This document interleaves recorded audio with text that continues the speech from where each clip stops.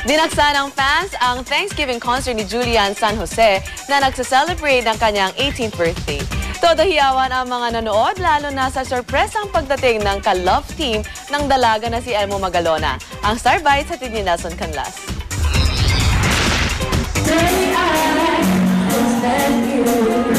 Imbis na isang magarbong debutante party, mas pinili ni Julian San Jose ang isang Thanksgiving concert sa bisperas ng kanyang birthday. Isang event ang kanyang alay para sa My Jobs fans. Punong-puno ang venue ng mga naghihiyawang fans. Bawat kanta ni Julian talaga namang tinitilian.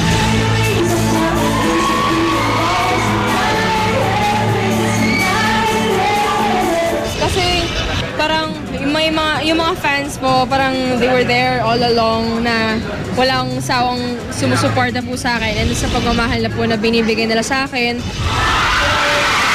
Lalo pang lumakas ang pilian ng sorpresahin ang fans sa pagdating ni Elmo Magalona. Surprise guest ko po siya, kaya ganun talaga dapat.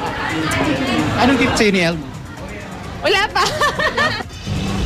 Birthday ni Julian at isang tahimik na salo-salo lang daw ang kanilang gagawin kasama ang ilang malalapit na kaibigan at kamag-anak. Siyempre, invited daw si Elmo.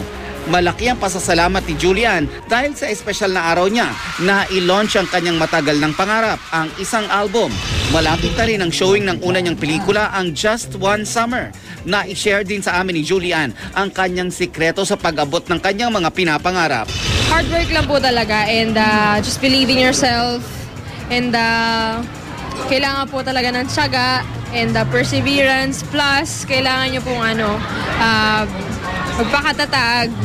Nelson Canlas, GMA News.